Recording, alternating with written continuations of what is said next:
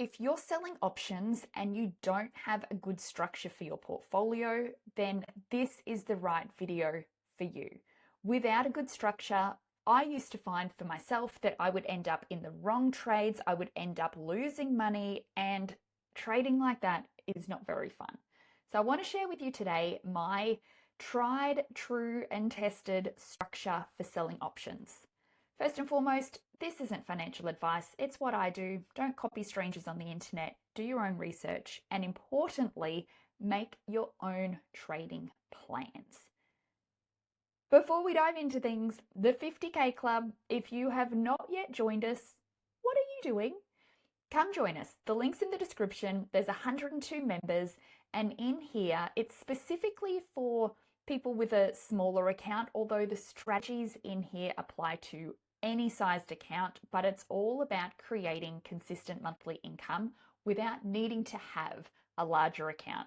There is so much support in there now. There is so many smart people sharing their trade ideas and really just helping each other along the way. It's a great place to be. Link is in the description. Come and check it out. So let's jump right on into things. The problem that I had personally with my trading, and I see it in many people that I've worked with, without having a good structure to the portfolio, is you're always looking for what else can I trade? You're in and out of different stocks. You're trying to find screeners. You're trying to find a trade without understanding the stock you're trading. And what happens when we're in and out of different stocks all the time, every single new trade is only serving to increase the risk on our portfolio. And what happens, especially if we're selling puts as our primary way that we're trading, is often we end up in at the highs. We're assigned at the highs, right? And then that keeps us a lot of the times in low quality downtrending stocks, especially on a smaller account. I can't tell you the amount of people that have come to me and they've been trading low quality stocks because they're cheap. They're cheap for a reason, guys. If something is cheap, it's most likely low quality, high risk. We don't want to trade it. What happens as well when we're in this process of finding new trades all the time, that's when we end up losing money. It's also how we end up forced out of positions. And ultimately, it keeps us busy. Not very profitable, but very busy because we're constantly looking for the new trade or managing the one that we're in rather than just having this beautiful, calm way of trading. So I came up with this concept called anchors. Now, what are anchors? Anchors are a few reliable stock positions that you hold, and they serve to keep your risk low. I'll explain this more in just a moment. And the entire purpose of your anchor is that you're creating consistent income week after week after week, selling covered calls.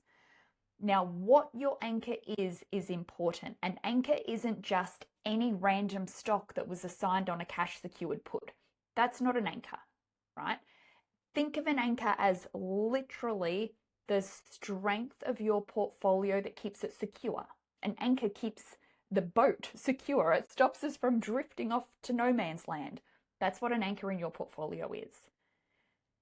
Now, not all anchors are created equal. Our anchor must be an upward trending stock, non-negotiable. There's got to be good premium in it, otherwise it's not worth having it. Now, ETFs make for great anchors because they're lower risk. Now, there's some better than others, and I'll show you some in a moment. This is key as well. It must be a stock you understand. It must be a company with stability and increasing earnings, and a chart that you can follow. Now, I want to take you into the charts. I want to show you a few anchors that I have had in many of my portfolios over the last, particularly 12 months. Some that I would never ever have as an anchor. And then also what I'm about to use to anchor my 50K portfolio. My 50K portfolio up until literally now has been without these anchors.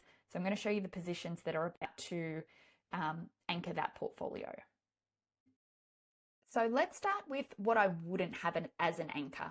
Tesla's a great example of that. Why? We've gone nowhere since 2021. Tesla isn't a bullish stock, right? Since 2021, we are literally at the exact same trading place. But in between that, it had huge swings. So this for me would be not an example of a good anchor. It's too unpredictable and it doesn't give us certainty of recovery and continuous bullish momentum.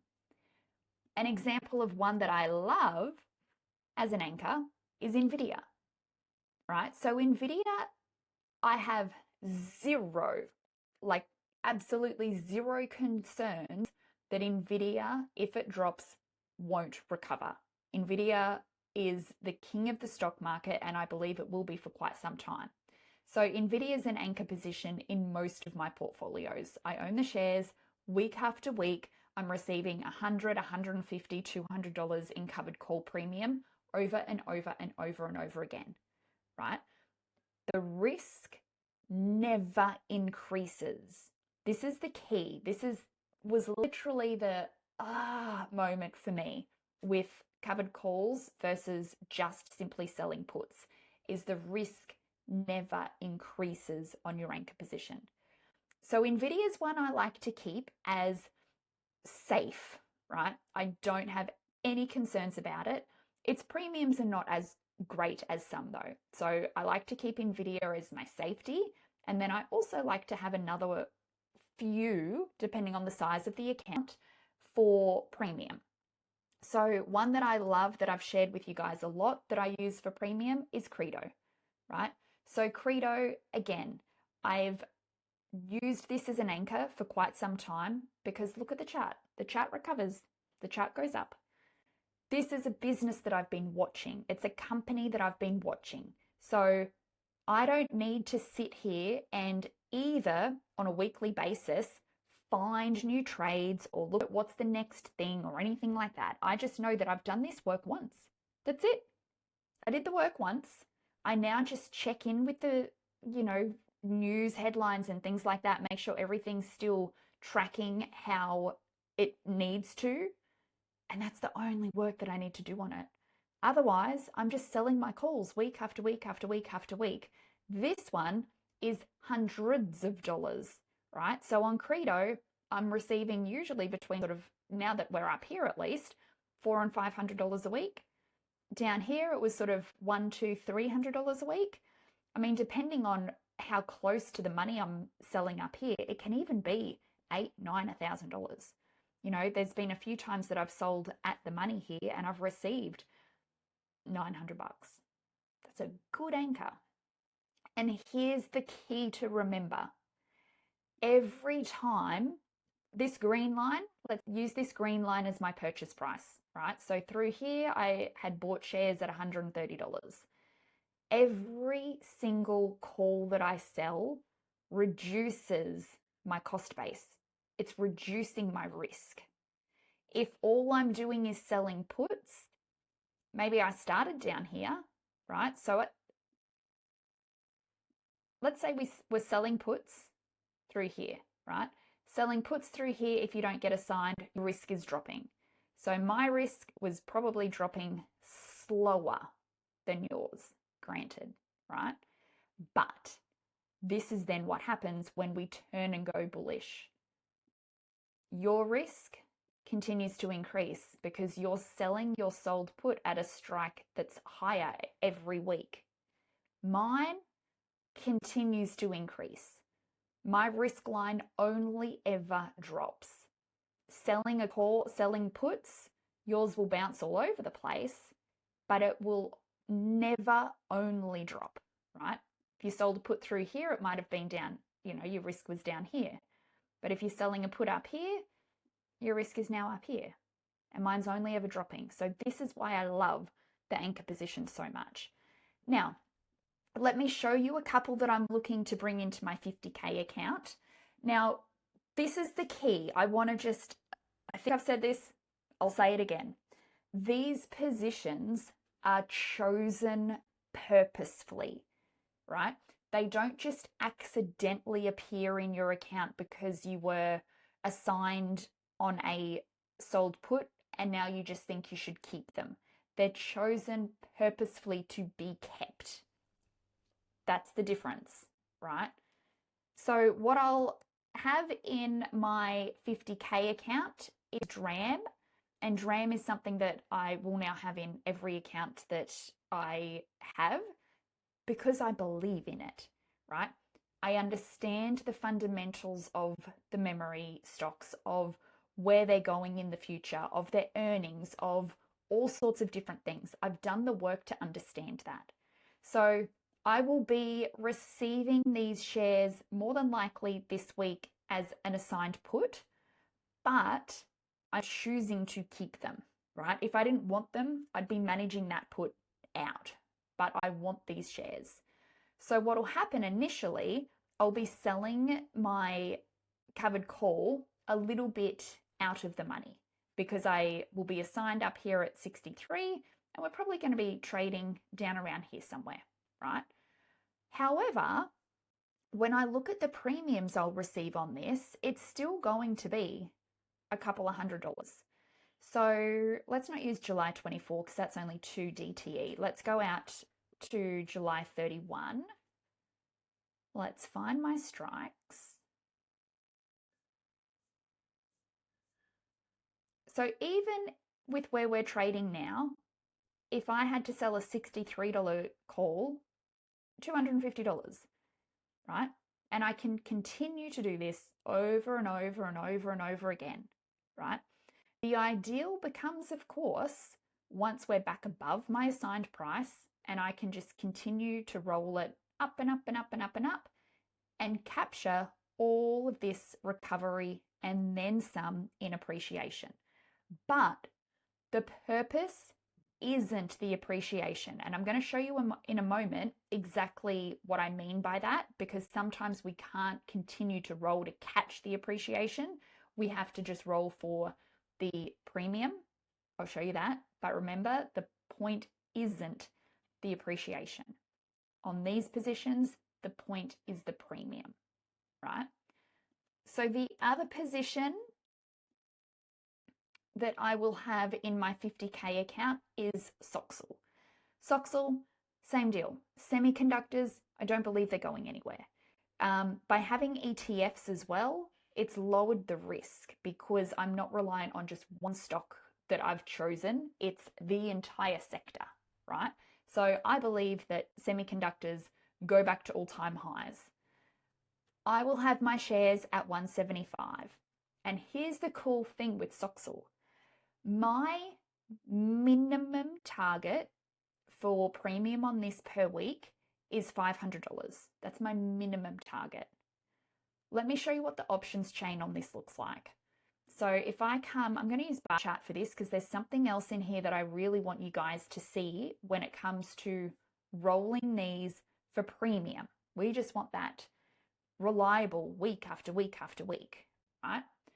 So what's this? I'm even going to use 724 because there's literally 2 days left on this contract. If I had to sell at 175 today, I'd still get over $500. If I was going out for the full week, which would ultimately give me 10 DTE, and still selling at that 175, that's $1,400. Now you can't be sad with $1,400 worth of premium, right? Let me show you what I mean about rolling for premium versus capturing all of this move, right? Now, ideally, we do capture a lot of this appreciation. I will be stoked if I can manage to get this up to where my shares are either not called away at all or above 275, because that's a $100 appreciation on each of my shares. That's a $10,000 trade sitting right there. But I don't necessarily believe that as an anchor it can get there if we come up fast. But this is what will happen. Let's come back to 724. let's pretend that we'd sold the 140 and we don't want these shares to be called away. We want to keep them, right? That's the purpose. We just want this money week after week after week. If my minimum per week that I'm prepared to accept is 500, I'm going to buy this contract back at 23, right? And then I need to see what do I get to sell next week's for. So next week, 731. So I'm looking for something above 140 ideally that would be, what's that, 28? 23 plus 5 would be $28. So maybe this 144 I could sell at $29.62. I mean, even if we called that 29, that's $600. That meets my minimum $500 per week, what I'm happy with. And it's given me an extra $400 capital appreciation. I can continue to do this week after week after week. Now, there will become a point where I can't get my $500 credit. The further in the money this becomes, the less credit I can receive for that role. So sometimes it might get to a point where for me to receive my $500, I'm literally rolling to the exact same strike. But I don't care. Why don't I care? Because I want my $500 for the week. Maybe I even roll down, but I want my $500, right? Down would probably be an extreme move. I would probably not roll down, actually, to be quite fair. But I would roll sideways. And here's why. If we're trading, let's pretend we're trading up here. My strikes are, let me get me another line. Okay. My strikes are here and I'm slowly rolling up and then I can't, right? If I just continue to roll sideways, my $500, I'm not going to be able to take my capital and put that same capital into a trade for the same amount of profit, $500 profit, that has an equal or lower risk, right? What do I mean by that? My risk is here and I'm selling still out of the money. I don't have any extra risk. If I take this on another trade, that trade has to go in the right direction rather than it's staying in a known place. I hope that makes sense. That's something that when I figured that part out, I was like, oh, this makes much more sense. If I just continue to roll even to the same strike to get my $500, that's still, for me at least, better than going into the unknown. This is known, right? Sure, my shares will be called away at some point. Like I can't stay that low forever. But covered calls are often not early assigned, right? Because the person that owns that contract from you, they know that they can buy at that price up until the final date of owning the contract. So it doesn't make sense for them usually to early exercise it. So most of the time, your shares won't get called away if you've still got a couple of days on the contract. But as far as anchors go, I hope this was helpful. So just to recap, and depending on the size of your account, you'll have a different number of positions, but you want a few reliable stock positions. Maybe you're just starting with one because you've got a smaller account. Maybe you've got 2, 3, 4, or 5. But the whole point is that it's keeping your risk low. You're receiving income week after week after week. You want to have upward trending, good premium. ETFs are good because they equal lower risk. But importantly, it's a stock you understand, a company with stability, increasing earnings, and a chart that you can follow. And then the rest of your portfolio, that can be what you're using for selling puts, spreads, buying calls, but you know once you've got these anchors in place that at least a good chunk of your portfolio is taken care of and that you can sleep at night with those positions because you've chosen them on purpose. They're serving their purpose. They're giving you income week after week after week. All right. If you have any questions about this, please let me know in the comments. I would love to hear from you as well what you think about this. Do you think this is something that you could implement into your account? Do you think that it would help to give you a bit more balance in your account? Let me know in the comments. And of course, if you want to dive into all of this even deeper, come on into the 50K Club, join us in there, and that's where we do this in much more detail. We trade together, we all learn from each other, and it's a great place to be. All right, bye for now.